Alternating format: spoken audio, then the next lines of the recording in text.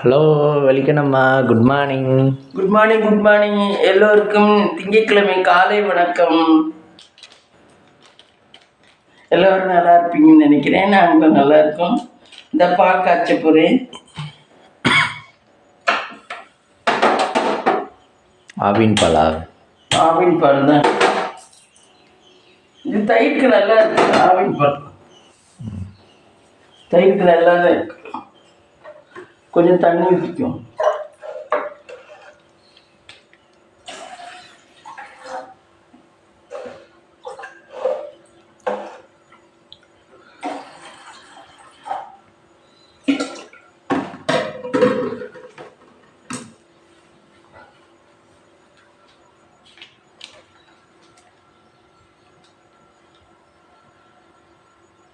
பாலை ஒரு சுட்டு விடாம ஊற்றணும்.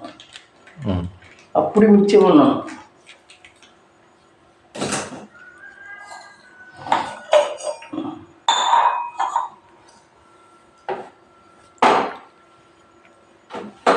மார்க்கெட்டில் ஏதோ காய்கறி வாங்கியிருக்கீங்க?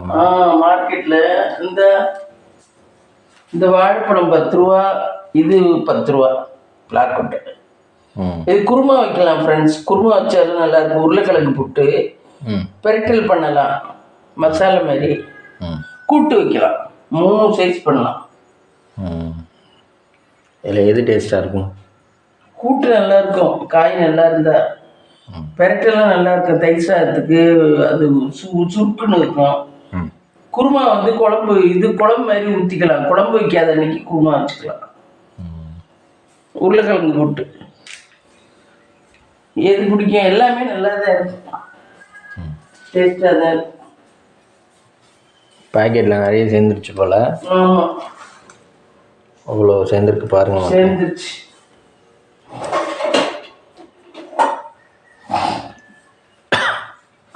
அதெல்லாம் நைட்டு விலைக்கு போட்டு ஜம்மாண்ணா? நைட்டு விலைக்கு போட்டு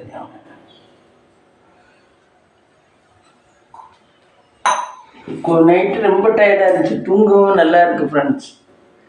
தூங்கி எழுந்திரிச்ச உடனே கொஞ்சம் நல்லா இருக்கு உடம்பு. நேற்றுலாம் ரொம்ப டயர்டாக இருந்துச்சு.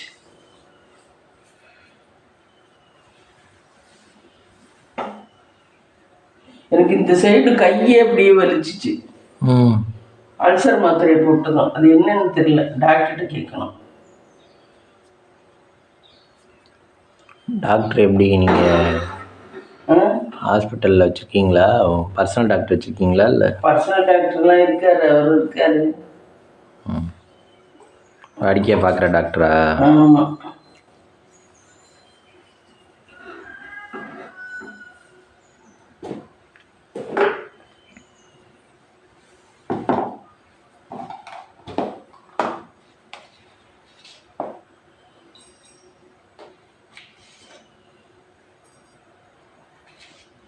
அந்த டப்பிலே காஃபின்னு எழுதியிருக்கு. இதுலையா? ஆமாம், காஃபின்னு. அப்போ அதில் காஃபி 4 டப்பி திருச்சியில் வாங்கினேன். 4 டப்பி. என்ன ரேட்டுன்னு தெரியல. காஃபின்னு எழுதியிருக்கு. அப்போ காஃபி அதில் ஊற்றணுமா? இது ஆனால் நல்ல நைன் பிளாஸ்டிக் தான். ஒன்றும் ஆகாது. ஏர் போகாது. ஏர் டைட்டு கண்டெய்னர் தான்.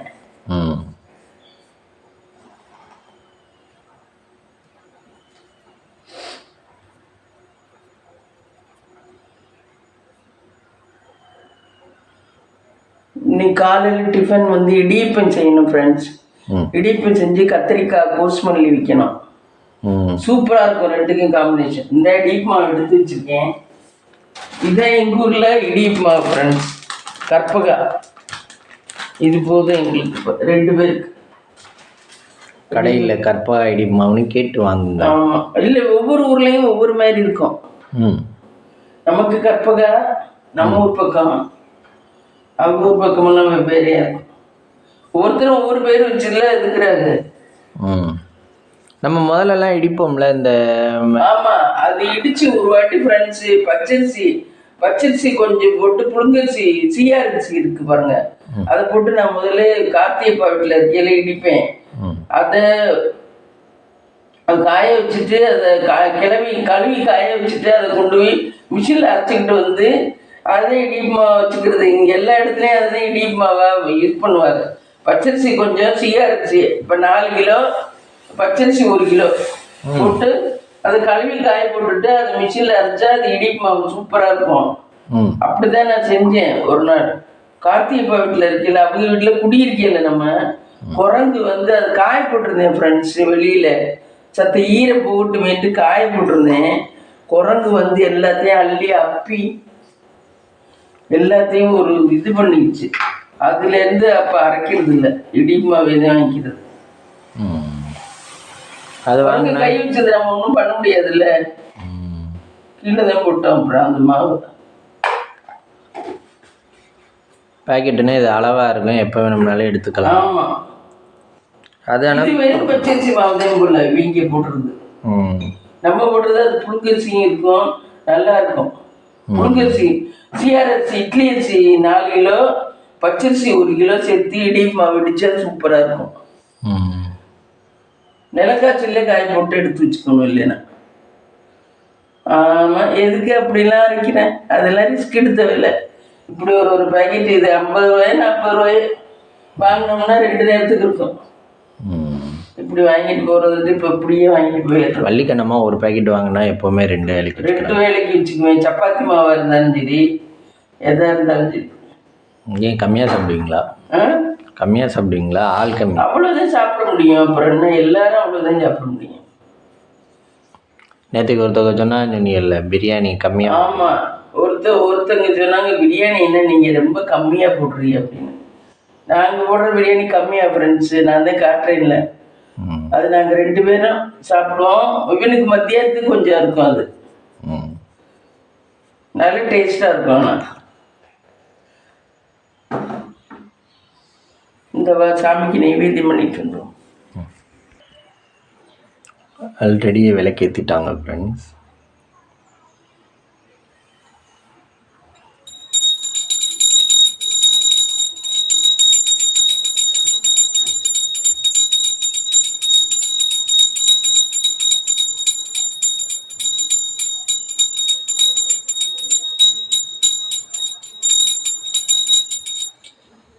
சாமி சாப்பிடுங்க சாப்பிடுங்க சாப்பிடுங்க.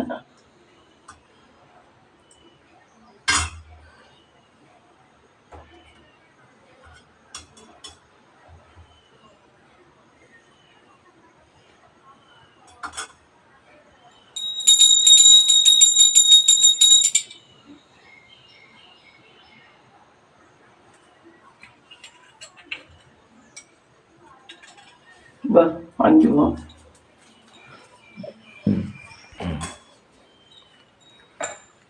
இங்கே இப்போ தான் விளக்கேற்ற போகிறீங்க? இங்கே எப்போவுமே இப்போ தான் ஏற்றுவேன். வந்ததுக்கப்புறம் அங்கே இருந்து அந்த தீபத்தை கொண்டாந்து ஏற்றுறேன்.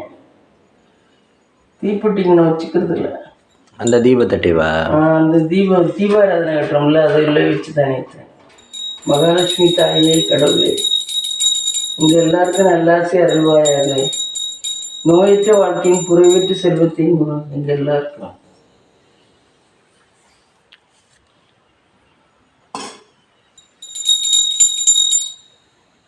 பிள்ளையாருப்பா,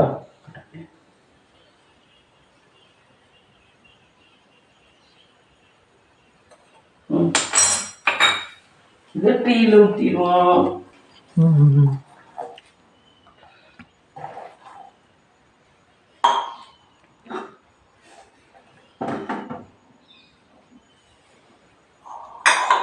இதுக்கிட்ட நாட்டு சக்கரை போட்டுன்னா போடலையா?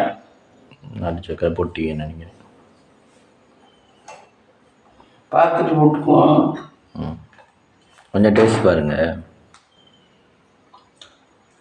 பத்தாது மாதிரி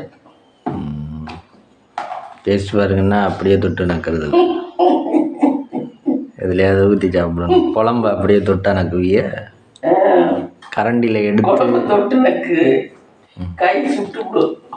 இப்போ தெரியுது இல்லை, டீ மட்டும் என்ன கொதிக்கலையா?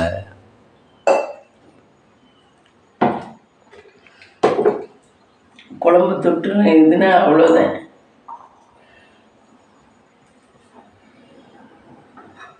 அந்த விவேக் ஒரு படத்தில் ஓனருக்கு சாப்பாடை எடுத்து வைக்கணும், ஐயா அந்த சட்னியை மறந்துட்டீங்க ஐயா, அது தொட்டா அவன் நாக்கில் வைப்பேன், ஓனர் நாக்கில். எல்லாத்தையும் ஃபஸ்ட்டு ஓனர் டேஸ்ட் பார்த்தது தான் சப்ளைக்கு போகணும். ஓ. ஒரு ஹோட்டலில். ஐயோ ஃபஸ்ட்டு ஓனருக்கு தலை இருக்குது, ஃபஸ்ட்டு ஃபேனை போட்டுருவோம் அப்படின்னு உடனே ஃபேனு வேலை பார்த்துக்கிட்டு இருப்பாங்க.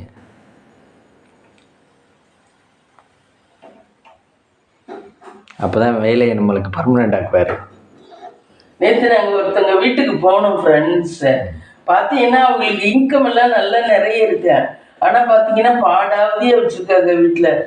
ஆளாளுக்கு சம்பாதிக்கிறாங்க, மருமக சம்பாதிக்குது, அவங்க சம்பாதிக்கிறாங்க, அது ஹஸ்பண்டு ஆட்டோ ஓட்டுறாரு, எல்லாரும் நல்லா சம்பாதிக்கிறாங்க. ஆனால் பணத்தை என்ன பண்ணுவான்னு தெரியல, அப்படியே பாடாவதியாக இருக்காங்க. பார்த்தா வசதியே இல்லாதவங்க மாதிரி இருக்காங்க ஃப்ரெண்ட்ஸு. எனக்கே புரியல. நாங்களும் குறைஞ்ச இன்கம் தான் ஃப்ரெண்ட்ஸு, ஓரளவு டீசெண்டாக நல்லா இருப்போம். அவங்கள பார்த்தா எனக்கே ஆச்சரியமாக இருக்குது. அப்படியே கேட்டெல்லாம் பார்த்தீங்கன்னா பிஞ்சு போன கம்பியை எடுத்து இது கட்டி வச்சுருக்காங்க. வாசல் இதெல்லாம் பார்த்தீங்கன்னா பாடாவதே கிடக்கு. என்ன தெரியல, அப்படியும் இருக்குது. ஐஸ்வர்யம் பணம் காசு வருது, ஆனால் ஐஸ்வர்யம் இல்லாத மாதிரி இருக்குது.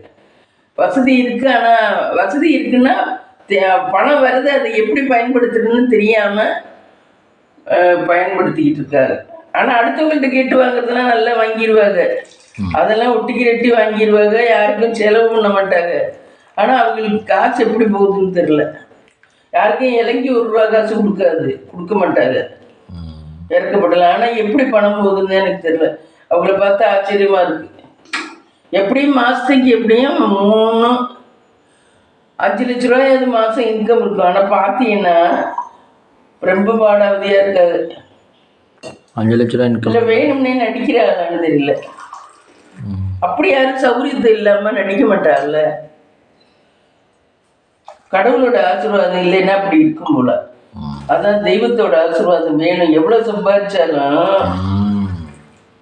சம்பாதிக்காதவங்க கூட கடவுளோட ஆசீர்வாதம் இருந்தால் ஓரளவு தெளிவாக அனாவசிய செலவு இல்லாமல் கரெக்டாக இருக்க முடியுது. எவ்வளோ சம்பாதிச்சாலும் கடவுளோட ஆசீர்வாதம் இல்லைன்னா அது அப்படியே இதில் என்னமோ கறியில் போட்ட காசு மாதிரி தான் போகும்.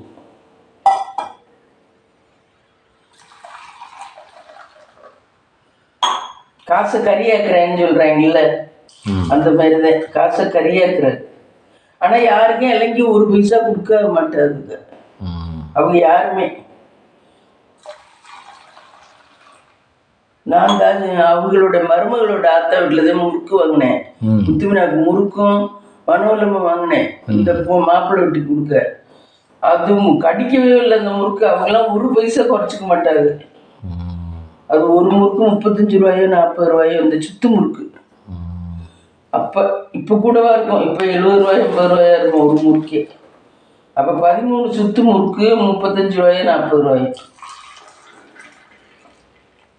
ஆனால் யாருக்கும் எதுவும் செய்ய மாட்டாங்க. ஆனால் இவ்வளவு சம்பாதிக்கிறாங்க, ஆளாளுக்கு சம்பாதிக்கிறாங்க ஃப்ரெண்ட்ஸு. ஆனால் என்னன்னு தெரியல, குடும்பத்தில் ஒரு சுபிட்சமே கிடையாது. பார்த்தா பாடாவதியாக இருக்கு. பார்த்தா ஐஸ்வர்யமே இல்லை, கடவுளோட ஆசீர்வாதம் இல்லையான்னு நினைச்சிடல. ஒவ்வொருத்தரும் சம்பாதிக்கல. இப்போ எங்களுக்கெல்லாம் இன்கம் ரொம்ப இல்லை, இருந்தாலும் ஓரளவு நீட்டாக செய்கிறத செஞ்சு பண்ணுறதை பண்ணி ஏதோ அப்படி தான் நடத்துவோம் நாங்களாம். நமக்கெல்லாம் பெரிய இன்கம் எல்லாம் கிடையாது. நம்மள இன்கம் இல்லாமல் சொன்னோம்னா அவ்வளோதான். ஆனால் ஏதோ நடத்துகிறோம், நம்மளாம் ஏதோ கொஞ்சம் டீசெண்டாக நடத்திட்டு இருக்கோம். கேட்டு கூட ஒட்டு போட்டு வச்சிருக்கு. அந்த கேட்டை பார்த்தாவே கேவலமாக இருக்கு அப்படி. ஆனால் சாப்பாடு எப்போ 3 வெஜ்ஜுனா ஒரு குழம்பு சூப்பு அந்த மாதிரி வச்சு சாப்பிடுவாரு வீட்டில். சாப்பாடு நல்லா இருக்கும். அதுவும் கறி மட்டன் சிக்கன் டெய்லி முக்கால்வாசி இருக்கும். நிறைய அதுதான் நிறைய எடுப்பா. குடல் கறி இந்த மாதிரி கறி ஐட்டம், தலைக்கறி இந்த மாதிரி கறி ஐட்டம் நிறைய எடுப்பார். அதனால போகுது காசு. அதுக்கு என்ன இவ்வளோதான் போகும். கிட்டத்தட்ட இந்தாச்சு மாதம் 1 லட்சம், பேத்தி 2 லட்சம் இப்படிதான் போகும்.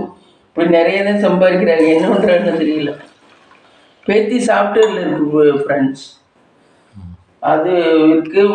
இது மருமக சாப்பாடு பண்ணி கொடுக்குது. மகன் வந்து ஆட்டோ ஓட்டுறேன். மகனுக்கு எப்படியும் 2000 ரூபா கிடைக்கும் ஒரு நாளைக்கு, மருமகளுக்கு 3000 ரூபா கிடைக்கும்.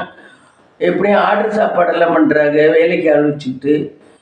அப்புறம் இந்தாச்சிக்கு மாதத்துக்கு எப்படியும் 1 லட்சம் குறையாம கிடைக்கும். பேத்திக்கு 2, இது எப்படியும் எவ்வளோ 5 லட்சம் வராத. என்ன பண்ணுறாங்கன்னு தெரியல ஃப்ரெண்ட்ஸ், ஆச்சரியமாக இருக்கு.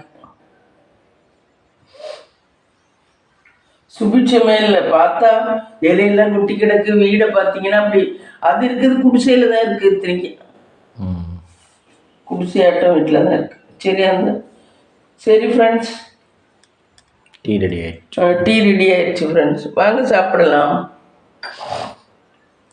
இனிமேல் டிஃபன் பண்ணையில் காட்டுறேன் ஃப்ரெண்ட்ஸ். இடியப்பம் தான் செய்யணும், இடியப்பம் வச்சு கோசுமல்லி. இங்கே பாருங்க, கிளிக்கு தீனி வைக்கலாம் வாங்க. இன்னைக்கு கிளிக்கு தினம் பட்டினி போட்டுருவேன் ஃப்ரெண்ட்ஸ். காலேஜுக்கு போகிற அன்னைக்கு என்னைக்காவது ஒரு நாள் தான் அதுக்கு தீனி வைக்கிறேன். வச்சுட்டு தான் புரியா. அங்கே பாருங்க, அவங்க 2 பேரும் எப்படி உட்காந்துருக்காங்க. ஏன்டா ஒன்றுமே, இவங்க 2 பேரும் நல்ல ஸ்ட்ராங்கானவங்க ஃப்ரெண்ட்ஸ். 7 வருஷம் ஆச்சு இவங்க 2 பேரும். ஆனால் முட்டை போட்டு குஞ்செல்லாம் செத்து போச்சு. இப்போ இவங்க 2 பேரும் தான் இருக்காங்க, அம்மாவும் அப்பாவும். தண்ணி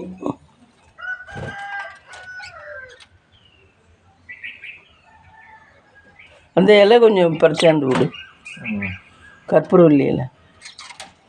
நமக்கும் சேர்த்து 2 பறிச்சிட்டு வா, இருமலுக்கும் கேட்கும். எனக்கு 2, உனக்கு 2. கற்பூரவல்லி இலை நல்லா இருக்கும் ஃப்ரெண்ட்ஸ். இருமலுக்கு பட்டுன்னு கேட்கும், சளிக்கலாம். நாங்கள் ஒரு தூரம் தான் வச்சோம் ஃப்ரெண்ட்ஸ். அது பாருங்கள் எவ்வளோ வந்துருச்சுன்னு. அந்த பாருங்க,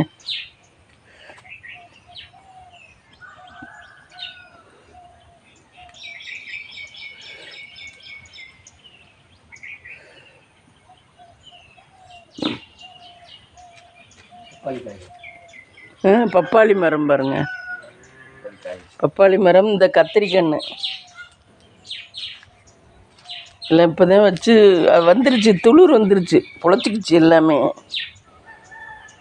ஆனால் காய்க்க கொஞ்ச நாளாக தண்ணி விடணும். அது பிச்சு போடு அதுகளுக்கு.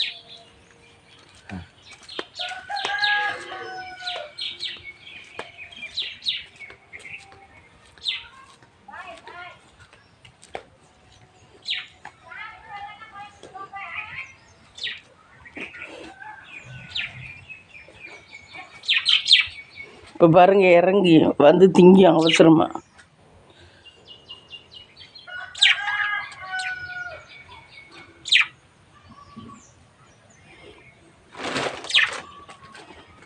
வாங்க வாங்க வாங்க. இங்கே பாருங்கள் ஃப்ரெண்ட்ஸ், புதினாவெல்லாம் இதில் ஊனி வச்சேன். எல்லாம் ஒரு வாட்டி சட்னிக்கு புதினா எடுத்துட்டேன், அரைஞ்சி எடுத்துட்டேன். இப்போ மறுகா துளுக்குது பாருங்கள். புதினா இப்படி நட்டு வச்சோம்னா நம்ம வெளியில் வாங்க வேண்டாம், நமக்குள்ளது கிடச்சிரும். நமக்கு தேவைக்கு வாரத்துக்கு ஒரு வாட்டி சட்னி வைக்க இதுக்கெல்லாம்.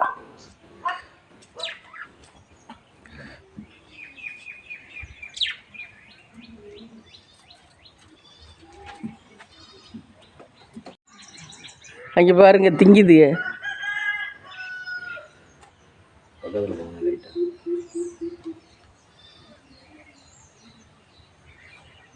அங்கே பாருங்க, அந்த இலையை திங்குதுங்க பாருங்க, கொத்தி கொத்தி. நல்லா தெரிஞ்சு வச்சிருக்குதுங்களே.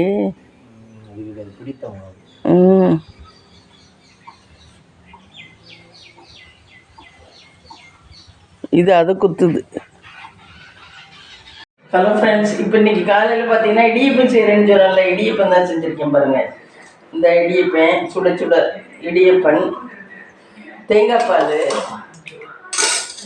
பால் ஃப்ரெண்ட்ஸ், தேங்காய் பால்.